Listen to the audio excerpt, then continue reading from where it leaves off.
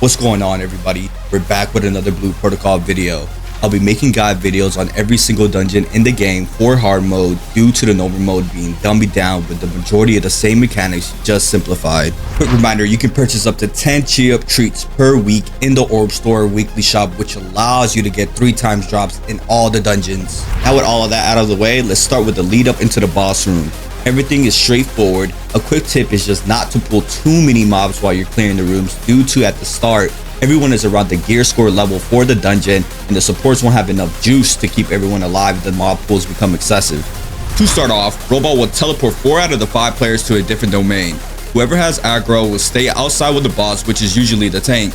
In order to check who has aggro, you can look at the top right hand side of the boss's HP to tell who currently has aggro. Inside the domain, 2 sets of mobs will spawn on opposite sides of one another.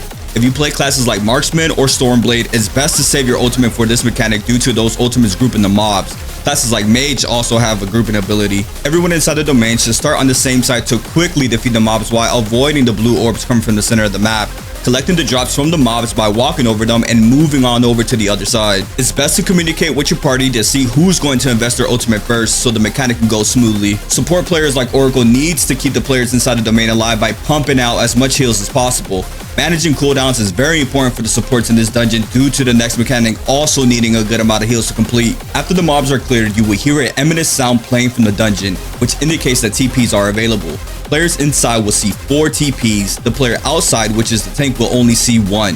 Everyone quickly needs to look for the blue shadow indicating the tank player outside and follow to the correct teleport. It is really important if you are a player inside the domain to not interact with the TP until every player is stacked together at the corresponding TP.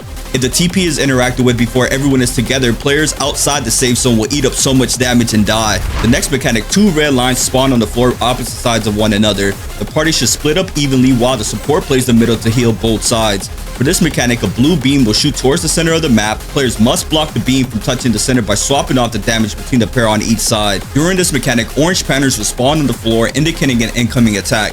Players must avoid these patterns to minimize extra damage. The easiest way is by moving back and forth to stop the damage from the beam.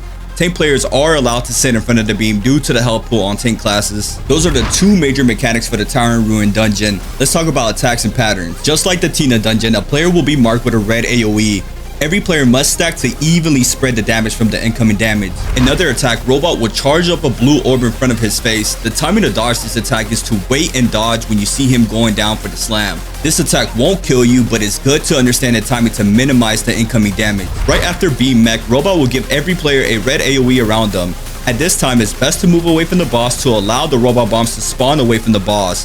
In the early stages, tanking these bombs can be rough, so it's best to move away. For the DPS greeters, you can count to 4 eternally, continue DPSing, and use your Phantom Dash skill away from the boss and right back in to continue doing damage. Occasionally, Robot will throw a front safe pattern. Another attack, Robot will target the aggro player with a charge up redline pattern attack.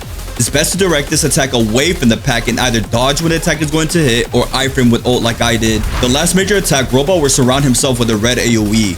He'll charge up a blue orb and start spinning with turrets. Usually he will target players furthest from him with yellow markings. These players must keep moving to avoid getting caught up in damage. This is a good DPS window for melee characters like Stormblade and Windknight. I hope this guide helped you understand the Tower and Ruin dungeon. I will be making a guide for every single dungeon in the game on the global CBT. That'll be it for this video. Catch you guys next time.